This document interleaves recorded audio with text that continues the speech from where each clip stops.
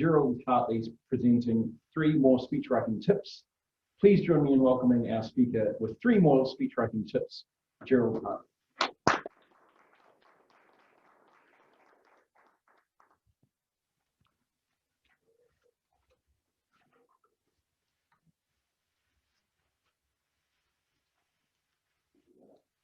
In an earlier speech titled 3 Speech Writing Tips, I presented 3 tips that absolutely changed the game when it comes to speech writing. Some have said it was the greatest presentation they've ever seen. Not exactly in those words, but I know what you mean when you say great speech. But for those who were there, not to despair. Because not only will I recap those tips for you, but I'll also throw in not 1, not 2, but 3 more speech writing tips for you this morning. And once you've heard these tips, you'll be booking in those speech requests faster than you can say, "Good morning, fellow voters, our very welcome guests." Now, can you think of possibly a greater way to start an early Friday morning than with a pop quiz? Oh, maybe later. Can anyone remember any of those 3 tips that came up during the last speech?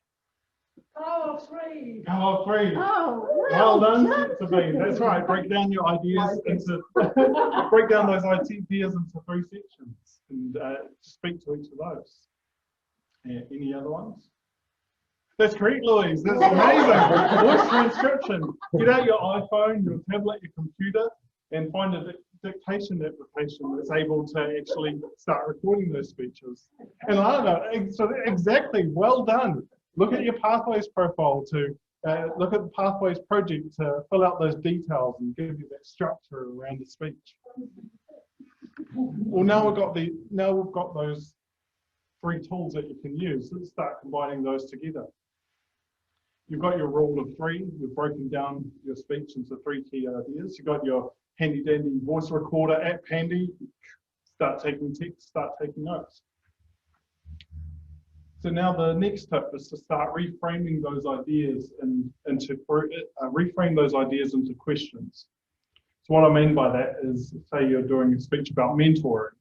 You want to talk about what mentoring means to you, who were your mentors, and what is effective mentoring.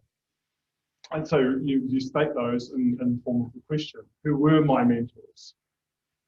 What does mentoring mean to me? What was my experience? So now we've delivered 3 questions, speaking to it about 1 to 2 minutes apiece. Does that sound familiar to anyone? So now you've got prime opportunity to take out your recorder and do a tabletop it against each of these 3 sections. Oh, that's a good one. Yeah, exactly. So now you've got a bulk of text. You've almost got your speech written for you.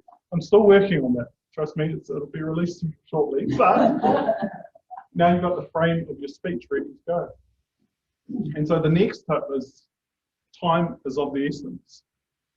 So what does that mean? It's always, practice makes perfect. So we know that practicing the speech and getting the timing right, that's always going to be important. But one tip for you is acknowledging the average conversational rate for speaking. So on average in a general conversation, we'd say about 130 to 150 words a minute. Now when you're on stage giving wonderful gestures, you're giving thoughtful pauses.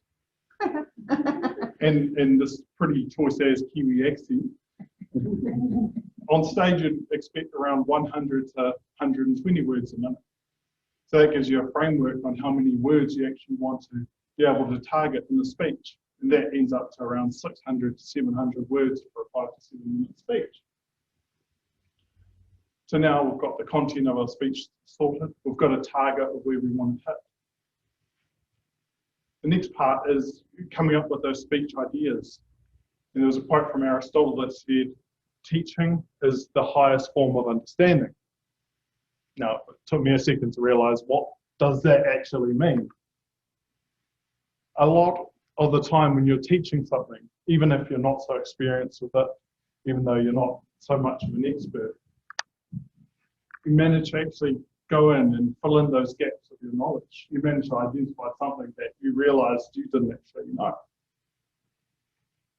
And don't think you need to be an expert in a subject to do a presentation on it, because the audience are interested in stories. So they want to hear your stories from your experience, why you got into something, how you got into it, why this is such a passion for you. They get excited hearing those stories, regardless of your perspective. If you're a beginner, if you're an expert, if you picked up something new during lockdown. So that's all well and good, Gerald. But what is the point? Because we all have our own approaches, we all have our own methods in our way to form a speech. So whether you draft up a table topic, whether you write out 150 words a night, and whether you decide to tell the class about something you learned, the biggest challenge sometimes comes well before pen meets paper. So even though I could challenge all of you to, once you go home tonight, go in and book in those speech requests immediately, instead I ask you to reflect on your goals and what you hope to get out of Toastmasters when you first join. And I hope you find these tools to be of any use for you. But if you have your own you'd like to share, or if you feel free to share them with others, I encourage you to do so, and I look forward to hearing them.